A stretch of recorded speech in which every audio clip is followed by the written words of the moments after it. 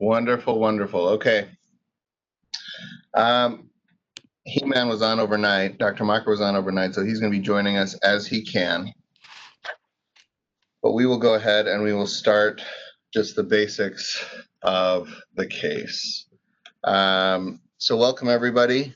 This is an interactive case discussion. So if you guys want to ask questions, you can either chat. I recommend using the chat function. If I miss a question that you really want answered, you're welcome to interrupt me. But do try the chat first. And with that, we will go ahead and get started. So we'll meet our patient.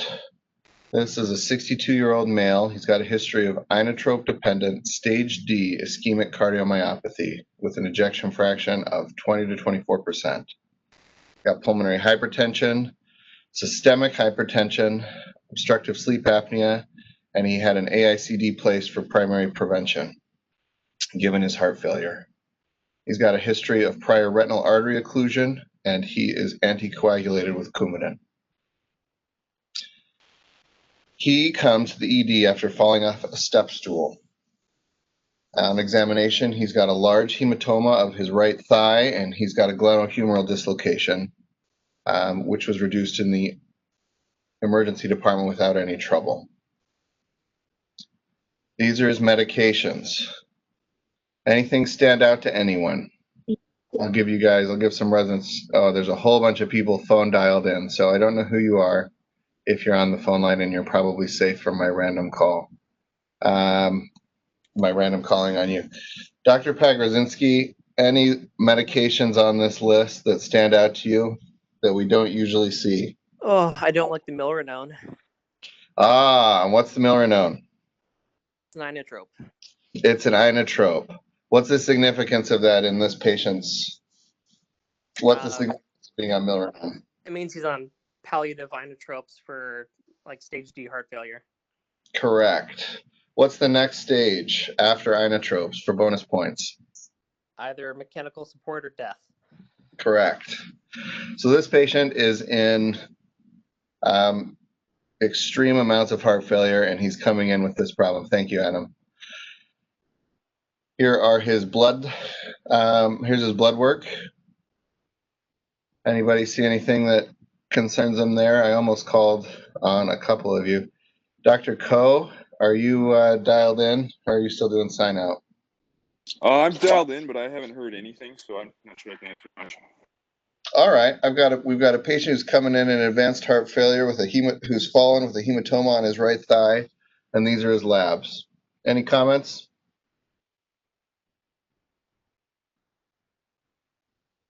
No, you don't have to. This is Jen Haas. I'll save a friend and say that I can't judge labs until I know his baselines. There you go. So this is pretty close to his baseline on a lot of this. His creatinine is up a little bit. His hemoglobin is down a little bit, as you'd expect. And of course, his INR is right about exactly where you would want it if you are therapeutically anticoagulated. These are his vitals. Comes in, got a non-toxic exam. He's admitted for monitoring, and given his anticoagulation status and his hematoma from his fall, the trauma team gives him some Kcentra. This is his most recent echo. You can see that he's got a non-reversible left filling defect, and he's got elevated left atrial pressures at about 15 millimeters of mercury.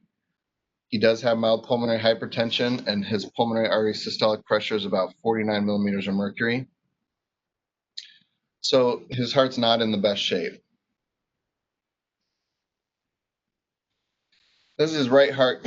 And so reviewing his chart, you look at his right heart cath. He's got a PVR of 7.2 Woods units, and he's got a cardiac index of 1.3 prior to milrinone therapy. Also prior to milrinone therapy, his PA pressures were as high as almost 70 millimeters of mercury.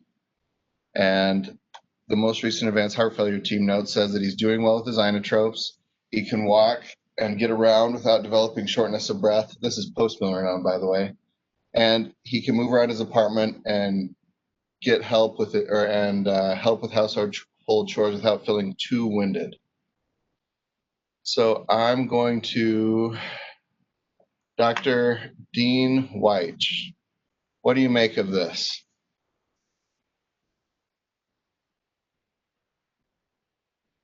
Dean, are you available to comment? All right, I'm going to try again. Dr. Dustin Hang, what do you think of this?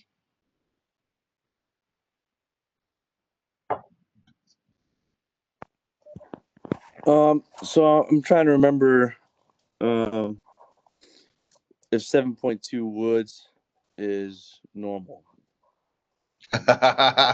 Anybody want to help? Dustin Hang, what is a normal PVR? Anybody? You can type it if you don't know. I want to say a normal PVR is around 3 Woods units. Ooh, that's ballpark. So this is not a normal PVR, but even 3 is too high. So that's our next question, Dr. Hang, is what are normal PVR values and SVR values? So you can see that in a normal patient, your PVR units are about 0.25 to 2. And we usually measure these in dynes. So that's about 20 to 60 dynes. The conversion factor is 80. You just multiply the Woods units by 80 to get the dynes per centimeter to the fifth. And then in your systemic vascular resistance, your Woods units run from about 8 to 20. So this patient has essentially a systemic level resistance of his pulmonary circuit. So Dr. Hang, how does that change your assessment of this patient, or what does that tell you? It would tell me that he probably has 2 out of the 5 types of the WHO classification for pulmonary hypertension. One would be class 2, which is left side heart pulmonary hypertension, but also there's an element probably of arterial hypertension, pulmonary arterial hypertension as well, which would be class 1 pulmonary hypertension as well.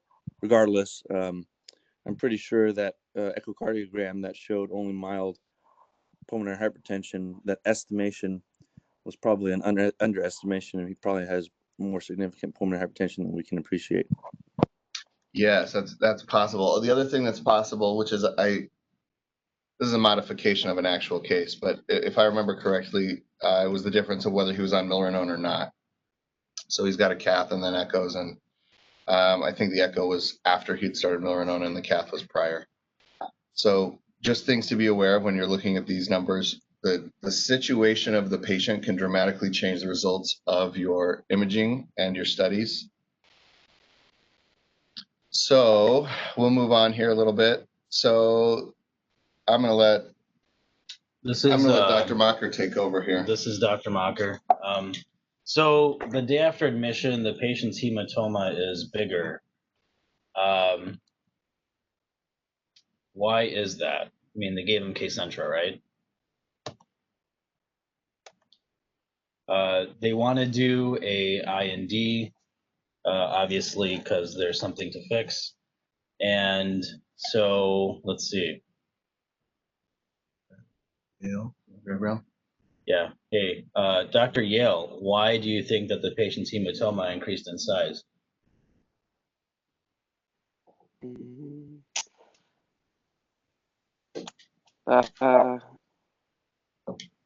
Why did the Kcentra not fix it?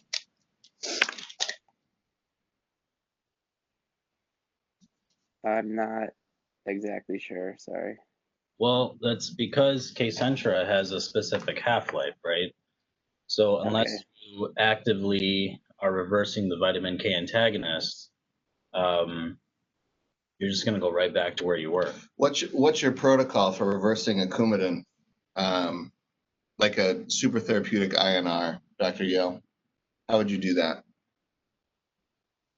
I mean, I guess it depends on the emergency or the urgency of the surgery. If you're doing it slowly, you can start with FFP. If you need to do it more rapidly.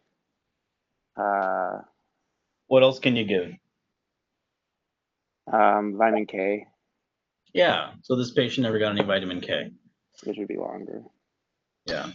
The reason it matters is because for surgery, we often only do need to give FFP, right? Because we're reversing we're giving it presumably a few hours before the OR. But in this case, the team is reversing the day prior to surgery.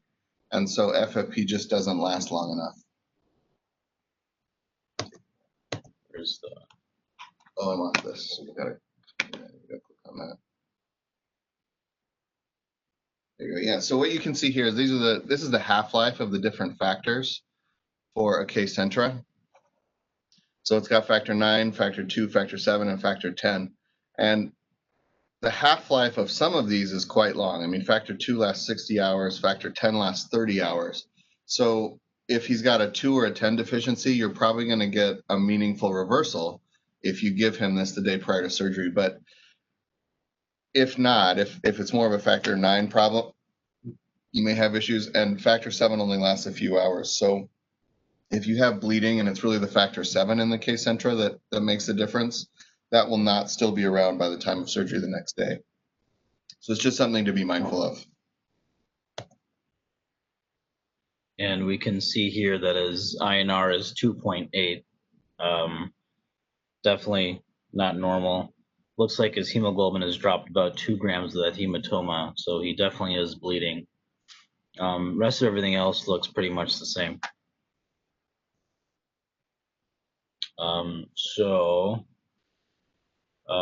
Dr. Krishnan, what is your plan for this patient? What are your concerns? I mean, he has like class D heart failure. So again, that's not something that we routinely see. Plus, we have somebody who is actively bleeding, and if I may, coagulopathic. So who's coming in for a surgery? So I mean, I would be worried because of many reasons. Sure. So what's your plan? Um,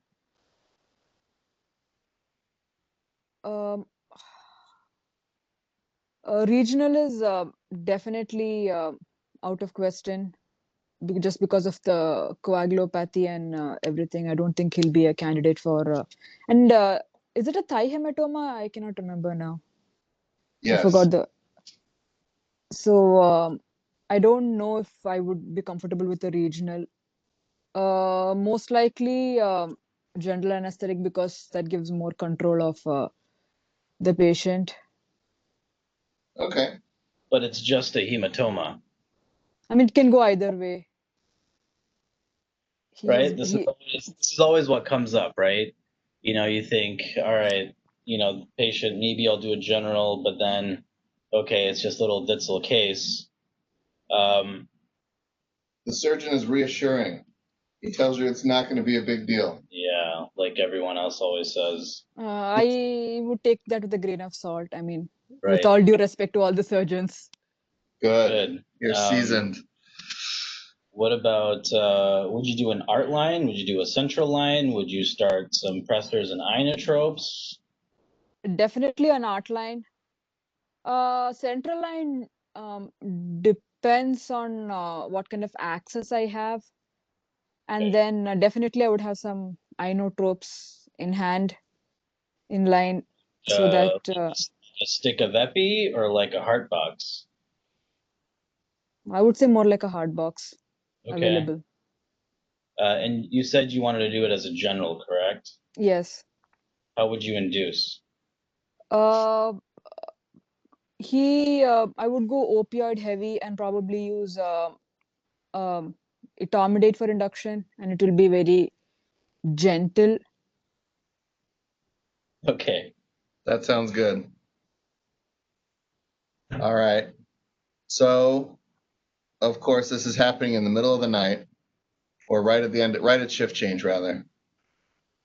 So the patient goes to the OR at 5:30 in the evening for the IND, and just then, your handy-dandy night float team comes, relieves you, sends you home. You're so relieved to not actually have to deal with this patient yourself, and it's actually the night float team that takes the patient to the OR.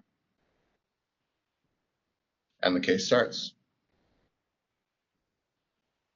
So the night float team takes a look at the patient, vitals, sees they're doing good, knows the guy's got heart failure, but he looks really good. So they opt for a light MAC.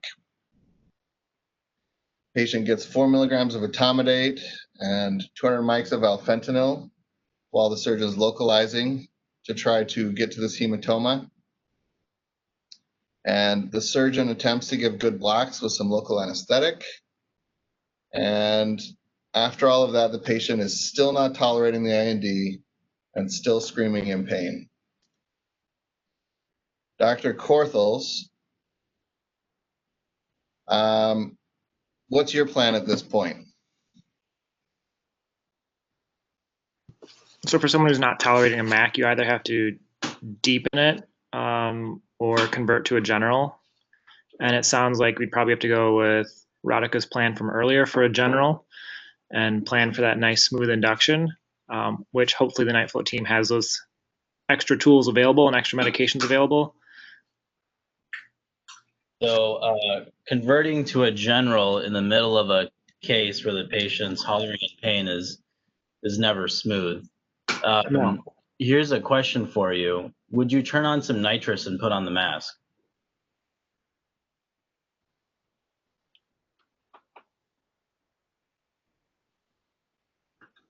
I'm not thinking of any reason off the top of my head why that wouldn't be appropriate. So I wouldn't do it because nitrous increases your PVR, and Okay. in someone who already has PVR of 7 Woods units, you'll end up in a world of trouble.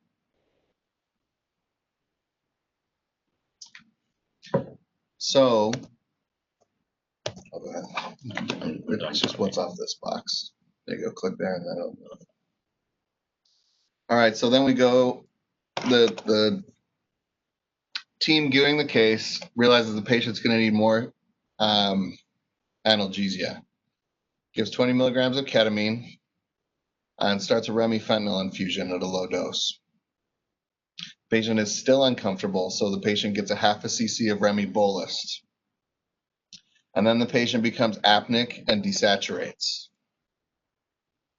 And the mask, the patients, they attempt to mask the patient, but they note that his jaw is really stiff and they're having a hard time doing that.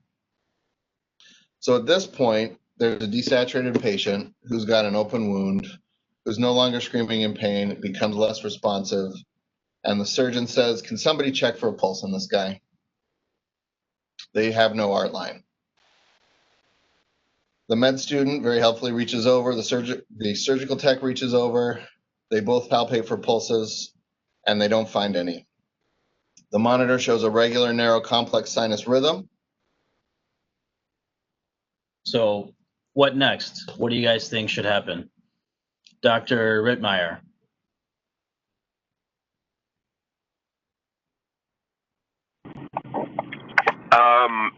So there's no arterial line, and do we have a cuff pressure at all? The cuff cycles and doesn't come back with anything. And end tidal CO2 is, do we have Present. an end tidal CO2?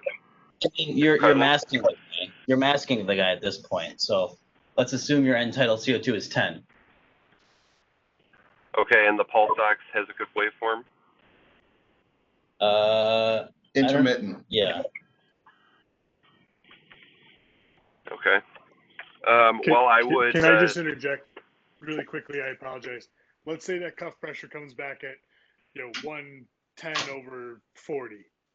Do you believe it?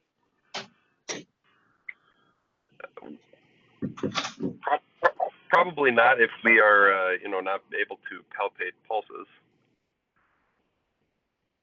So I would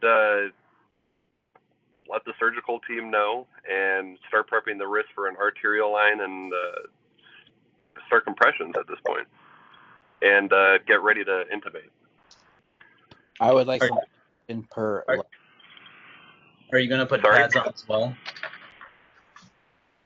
Yes, I would have pads on. Okay. And I'm sorry, someone else was saying something stupid. I would like to perhaps get some oxygen in his lungs and CO2 removed at this time. All right. So the surgeon says somebody start compressions. Everyone, please. Somebody's got to remute. There we go. So the surgeon orders chest compressions to begin and to attach the defibrillator pads. I have a, Yes, go ahead. Who's speaking? Is this Stuart? Go ahead, Stuart. so just to make sure we're all on the same page. So our assumption is, if I'm correct, that we had hypoxia / hypercapnia causing a mixed respiratory, like cardiac arrest situation. Is that what our working differential is? Well, you've had about 5 seconds to think about it clinically at this point.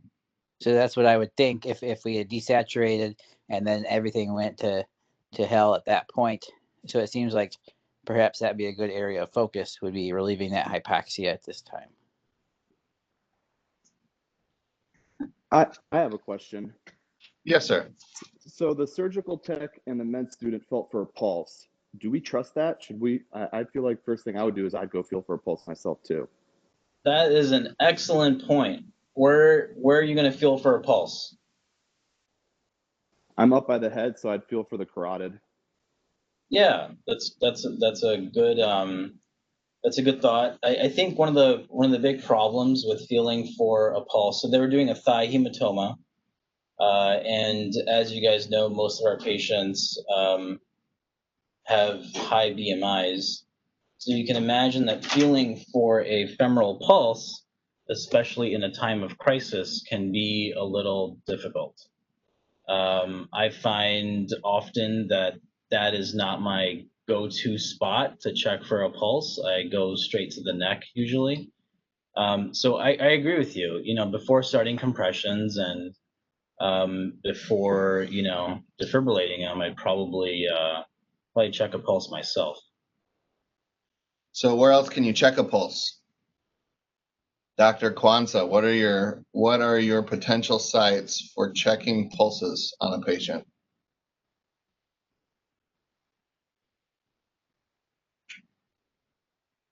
Is she there? She may not be there. Let's see. Dr. Pinkston. Dr. Bill Pinkston. So what sites can you use to check for a pulse? You could check a radial, femoral, PT, DP. Good ones. Anywhere else? Carotid, like Keon said. Great. So you can check a carotid. Anywhere else? Any other thoughts? There's like one. I think one more that you have. Popliteal. Where? Popliteal. Popliteal. Yeah, you can. I guess you could do a pop. There's lots of spots. The big ones for us are the number one is the carotid. It's superficial, it's huge, and it's easy to feel. We often feel for a radial. That's probably not the optimal place. It's a smaller artery. It's more distal. There's more things that can interrupt it. You can actually have a heartbeat, but not a radial pulse. Femoral is likely where the surgical tech checked because that was within his field, or her field. And then you've got a brachial artery, which is actually a very easy place to feel a pulse. And that's one that they use often in peds, as I was reading about this. And then in the head, as the anesthesiologist, sometimes the patient will have lines in their neck, things that'll make it more difficult. And you can also feel a temporal pulse pretty easily. So just something to think about. There's more than one place to check it, and it's usually worth checking in more than one place. The official recommendation from the CPR Association is to use a carotid. Okay, so you've got this patient who's had some events. To control the airway, the patient gets an LMA, gets a round of chest compressions, and then during the chest compressions, the surgeon looks at the monitor, recognizes that he's not getting a normal reading from the monitor, and does call for a shock.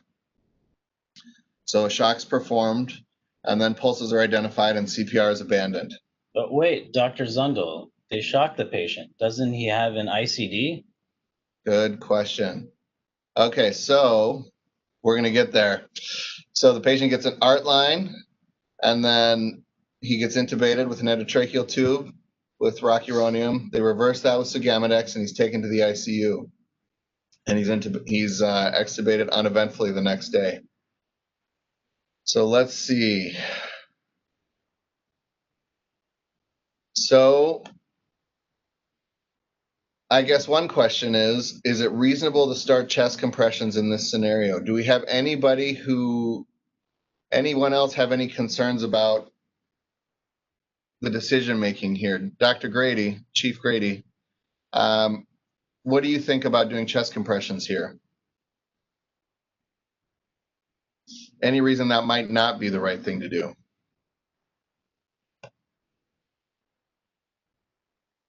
Well, he's bleeding, but I guess my thought would be like, I think it was Teddy Roosevelt who said the best decision is the right one, the second best is the wrong decision, and the worst is no decision. So I guess I've been in places where, like, or situations where everybody's just kind of staring at each other for like 30 seconds to a minute, like wondering if we should start compressions.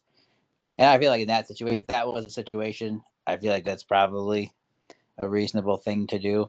I mean, if you could quickly, confirm a pulse, then perhaps not. But I would think that would be a better alternative than wondering if you have pulses and just everybody staring at each other for a minute. All right. So leading up to this, Stuart, since I've got you on the line, what are some issues that you could identify as leading up to this? So Monday morning quarterbacking, you could say they weren't adequately prepared for this situation given the patient's comorbidities and everything like that. Having said that, I can't say that I've never done a case that similarly without adequate preparation. So I don't know. In hindsight, sure, they didn't have art lines and all that other stuff. I probably would like to think I would have had those things. I guess my other concern would be light MAC and patients not tolerating it. If you're increasing your sedation, you're just edging towards the general. You're not fixing the problem with the pain. You're just increasing the anesthetic depth, and then that would make me very uncomfortable in this patient. I would think that hopefully we would just have the surgeon stop for a minute and then reassess and then maybe proceed more controlled. Again, I wasn't there. I don't know exactly what the situation was, but it always makes me uncomfortable just to keep titrating out my opioid or my anesthetic or opioid in a MAC without an airway when somebody is not tolerating a painful procedure, just because the only way I'm going to make them tolerate it is to convert to a general, and I don't have an airway at that situation. Thank you very much. All right, anyone else have any other comments here? Things they would have done differently or like to see different? I want to hear from Kian because he brought up the point of checking a pulse. Would you have done chest compressions at that point? If I did not feel a pulse, yes, I would have done chest compressions. And then at the end, after the shock, I wouldn't have stopped compressions. I would have kept going for another 2 minutes and then done another check. So what you're saying is that you would have checked a pulse yourself first and then confirmed whether or not to start compressions. Correct, because if they're doing compressions, I might feel a pulse because they're doing compressions. Correct. Okay, good point. You wouldn't want compressions to distract from the fact you need to establish an airway, though.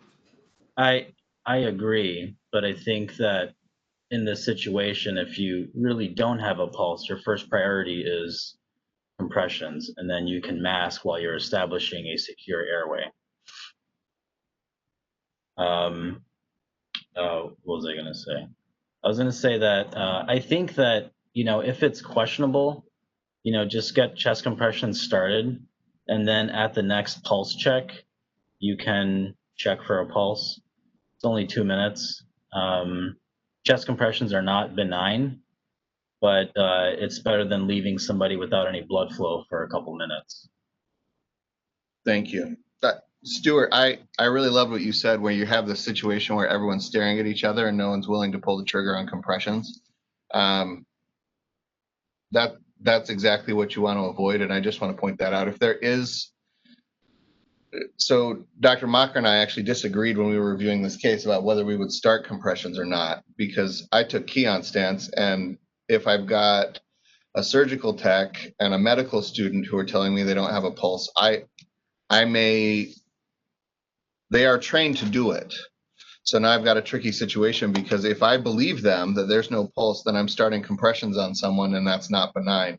And if I opt to not believe them and the patient really doesn't have a pulse, then now I have made a call to not do compressions on a patient who has no pulse, and I've been told that by two different individuals, both of whom have been trained to check for pulses. The medical student and the surgical tech may not be the most trained people in the room, but checking a pulse isn't that hard. So lots of ways to think about this, but in general, if you opt not to and the patient has a bad outcome, you may not have a leg to stand on. Dr. Okay. Zundel, Dr. Yeah. Zundel, this is Sheila. As Hi, a Sheila. former ACLS instructor, if you do not have a palpable pulse, you are to start chest compressions. Absolutely. My question is whether you believe that based on the report or whether you check yourself. It's So, better than no flow. correct, 100%. So some other things that were identified. Anybody else have any comments there? We identified a couple. ACLS doesn't apply to every situation. I mean, it's a good basis, but especially in tricky cardiac patients. I agree with you, Stuart. I think that ACLS is great because it gets everybody on the same page and gets everybody a plan on what to do in these situations. But as resuscitation experts, you know, I definitely don't follow ACLS, by the book every single time. All right. That's another good point. As the anesthesia provider, you absolutely have the right to look at a code situation, to deviate from ACLS if you have a sense that for whatever reason, ACLS, the strict ACLS algorithm is not appropriate for this patient. Deviating from that can be absolutely the right thing to do. I think the one where there's clear data for that is the case of local anesthetic toxicity, where you don't give the same amount of, you don't administer epi in the same way you reach for your local anesthetic toxicity reversal agents and get that going. But going back to Sheila's point, again, if you don't really know what's going on and you're just staring at each other, I think that's a good place to start if you don't have a clear sense of what's happening and you don't have a specific reason why you wouldn't follow it. Correct. And it's hard to argue that compressions are the wrong thing to do. Yes, and Dr. Lauer is pointing out that we should not be cowboys, and that I do want to be clear that ACLS is our baseline algorithm, and we should follow that unless we have reason to deviate. But if you think there's a reason to deviate, you do have the option of doing so if you think it's the right thing.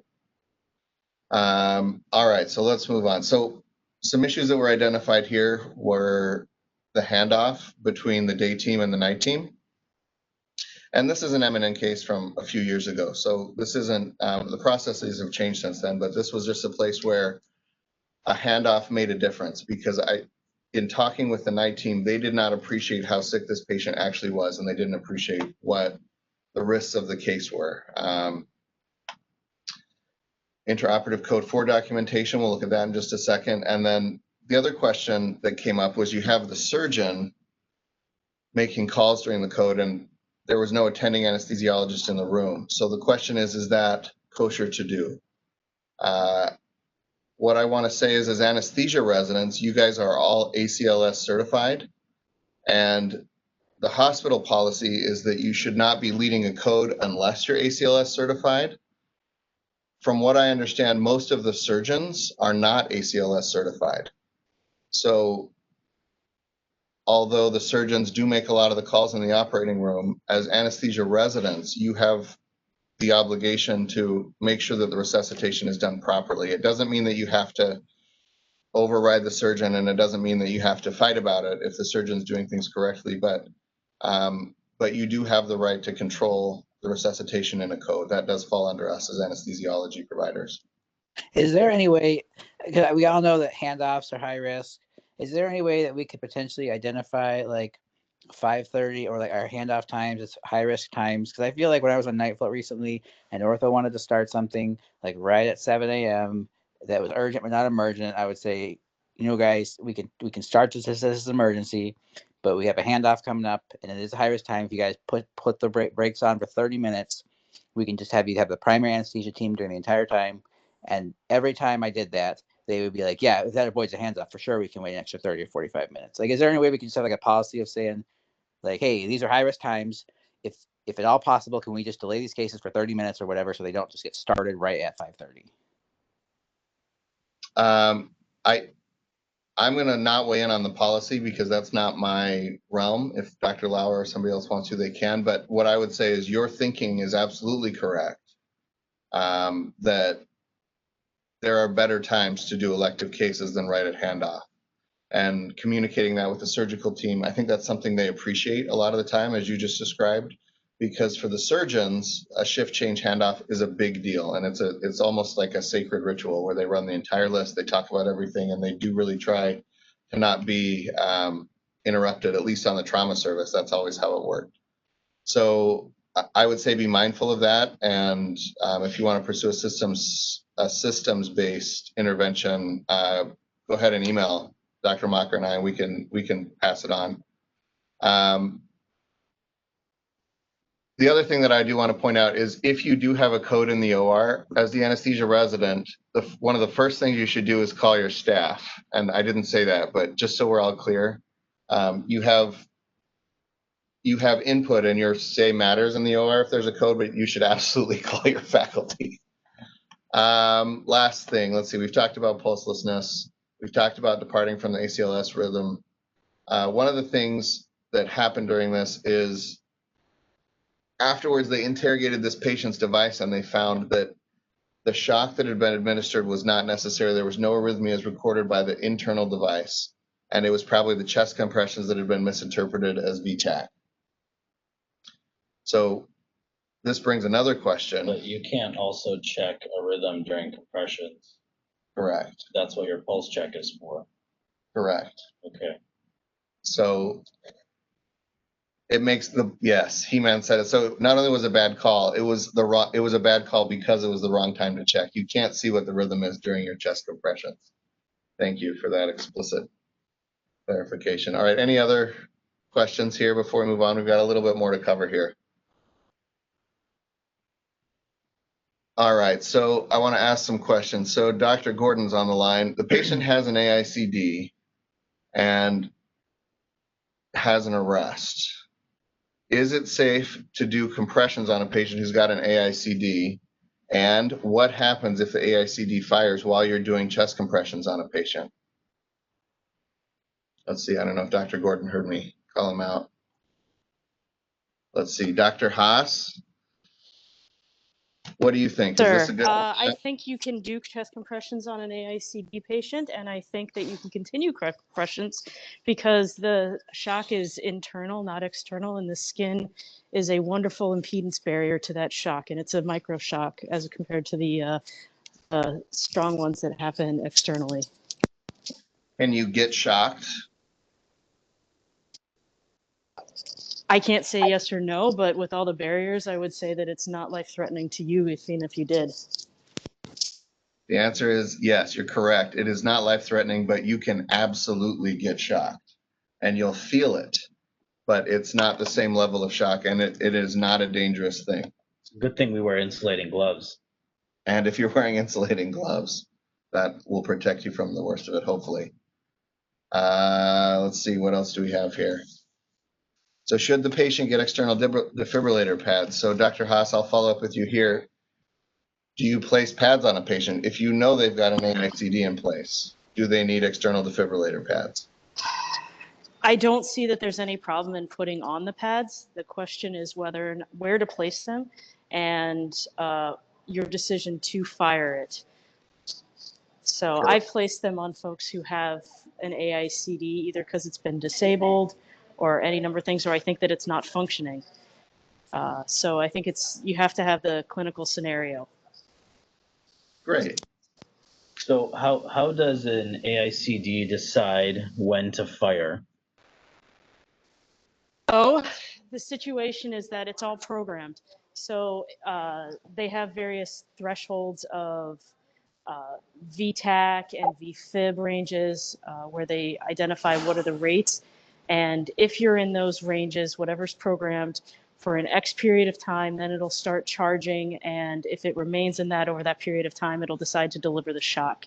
It's all customizable per patient based on my experience with EPs. Correct. So if you have a patient that's in VT at 170, but their AICD is set to fire at a rate of 180, the patient will not get shocked. So in that instance, you have to shock them yourself. We had a case of this in the CVICU the other month where the patient kept getting slower and slower runs of VT that would just hover under the threshold of his AICD. So we had to keep externally shocking him. He didn't do well.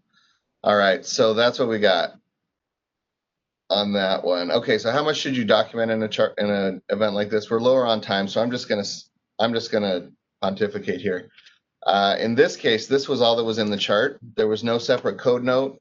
It wasn't dictated anywhere. It was not clearly delineated. The decision making wasn't really laid out, and it was inadequate. So when you have events that are abnormal in the operating room, whether it's a code or the other week I had a nurse get punched by a patient, anything that's abnormal, you should document as thoroughly as you can, because it helps not only protect you, but it helps people like Sheila Blog who are attempting to piece this through and make sure that we've addressed all the systems issues that could possibly happen, and it helps her protect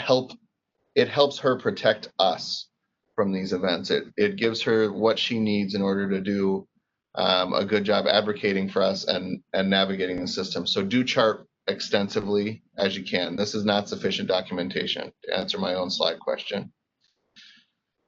The surgeon's then going to ask, should this have been a general from the start? Should we go here or should we skip? Got a couple points. We'll skip. So we've talked about that. It absolutely could have been. It would have been reasonable. There's a lot of decision making that goes into that.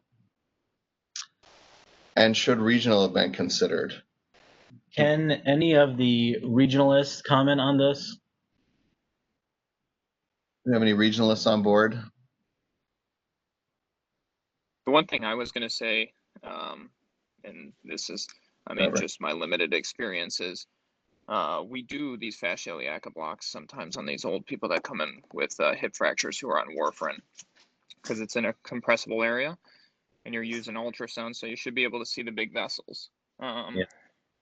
Not sure if in this situation, I don't know where the hematoma extended to, but can you get an anesthetic level block with a fascia iliaca? It depends on. That is a good question. I think it depends on the dose of local anesthetic, or like what percentage you're using. But I was also wondering if you could use a femoral nerve block for this. But if possible, I don't know if the hematoma was like in the groin area and would have made it difficult. Right. Or how high up it was, and yeah, exactly. I think it was reasonable to start as a steward. Reasonable to start with sedation. One thing that may have been nice to have had was maybe the timeout to say, where this patient is very sick, we're going to start with sedation. If it does not work and this is our cutoff of it not working, we're going to pause. We're going to recollect, and then this will be our plan for converting to a general, as opposed to just we're failing, and then now just we got to throw a tube in.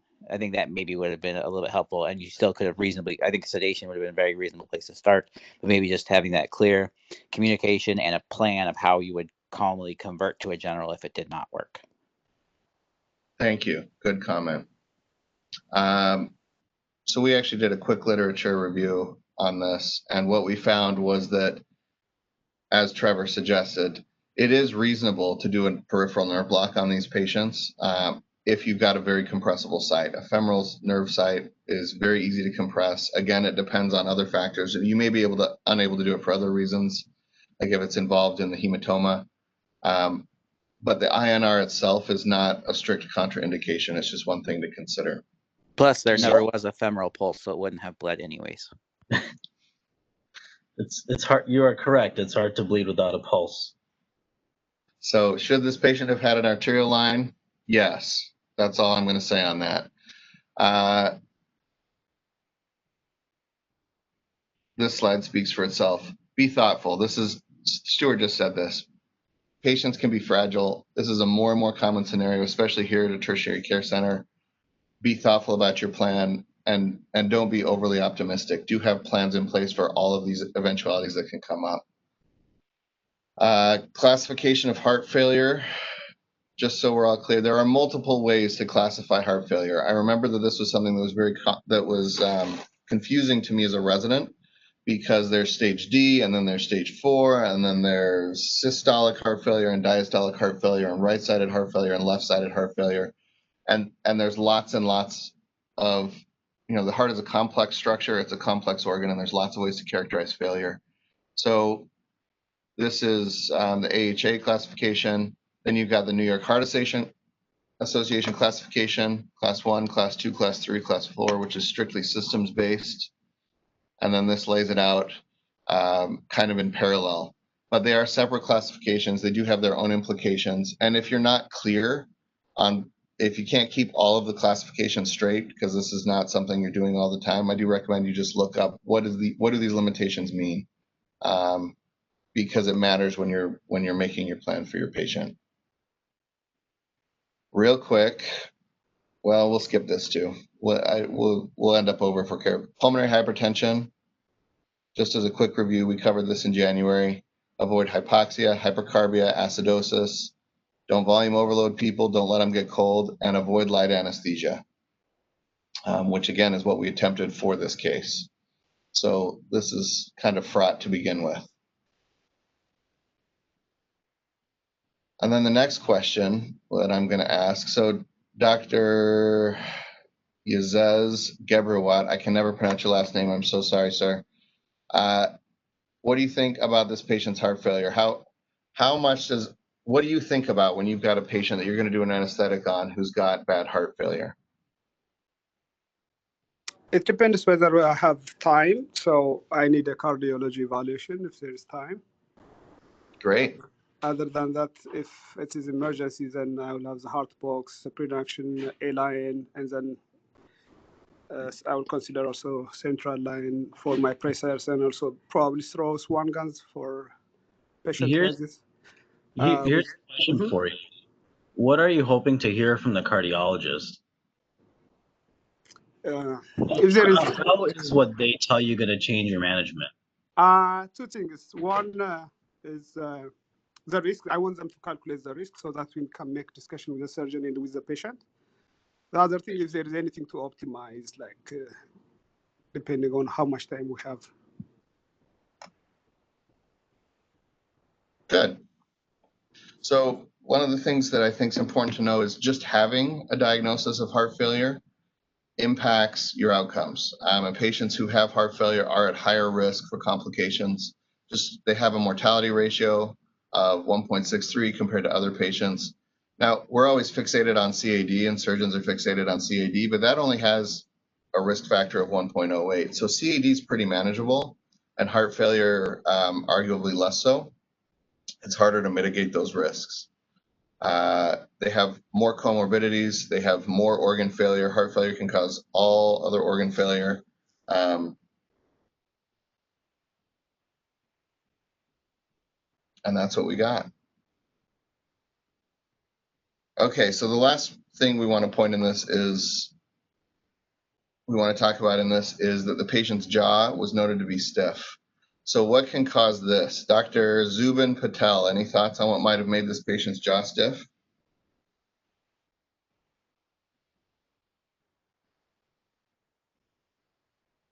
Oh, we've got somebody who keeps called away.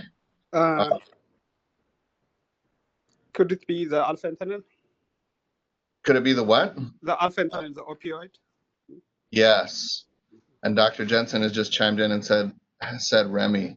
So Audrey, do you have a minute? You can tell us what do you mean when you say Remy? How does that work?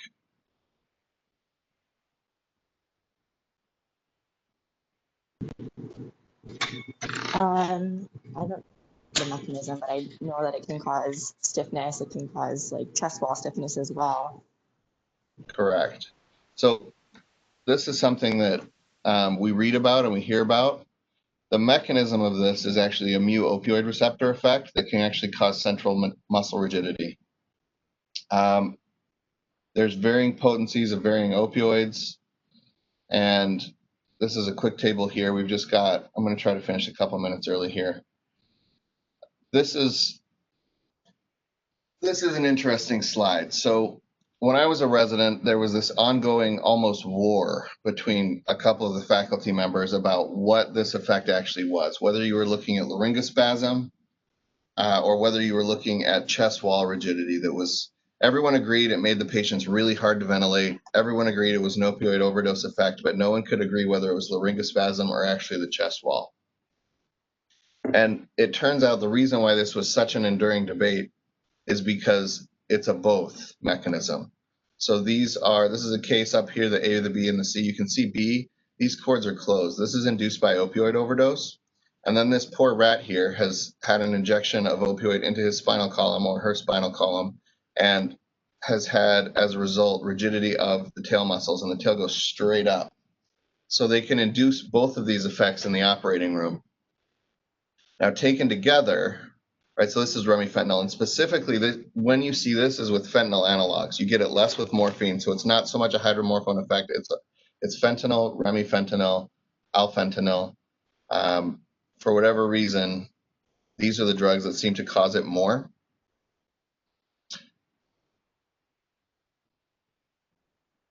Let me see here. Now, this is something that came up this round. As we were researching this, I found this paper that described what they called wooden chest syndrome, WCS. And this is not in the scenario of the operating room. This is in the scenario of the field, specifically the opioid crisis, when you've got these ENTs that are going to rescue people from opioid overdoses. And they're noticing that these patients are difficult to ventilate. Moreover, and this is a point of management that I want to make, these patients are resistant to naloxone. So what they have found is that as these patients come, the EMT shows up, they know there's opioids involved, they give naloxone, and the respiratory depression does not resolve. And it turns out that wooden chest syndrome, the actual muscle rigidity, is not well reversed by Narcan. And what you need is a neuromuscular blocking drug. So these poor ENTs in the field are coming in, reversing opioid as they're trained to do, and they're not getting the effect they see. So as anesthesiologists, the point is, if you've got a patient who becomes rigid and you're sure it's an opioid overdose effect and you've got your Narcan handy, that's insufficient. And you're going to need succinylcholine, or you're going to need rocuronium, and you're going to have to pretend that it's any other type of muscle rigidity. And the correct answer is to do a neuromuscular blockade with these patients. I just thought that was a very interesting takeaway as we were reviewing this. So anybody have any questions or comments before we go ahead and close? I just have one comment about the echo. The estimated pulmonary pressure that they obtain from the echo, everyone has to take it with a grain of salt. It's layered with multiple layers of assumptions. The formula that the cardiologists use is 4V squared plus the CVP based off of the tricuspid regurgitation. So 4V squared is an assumption. It's a simplified Bernoulli equation. The CVP, they usually estimate based off of the IVC size. And the tricuspid jet, you really need to align the Doppler wave correctly. So I just wanted to make sure everyone knew that the estimation is really just that, an estimation, and you got to be careful. Thank you. Thank you. And Any other if comments? if I could jump in on that too, Dustin mentioned the simplified Bernoulli equation for the residents. That did show up and does show up on the advanced exam and on other board exams that are not cardiac. So keep 4V squared in the back of your head for whenever they ask for a mean gradient based on a mean velocity or a peak gradient based on a peak velocity, because just a hint that might show up even if you're not a cardiac trained anesthesiologist. Thank you. Anyone else? This has been great participation. Thanks, everybody.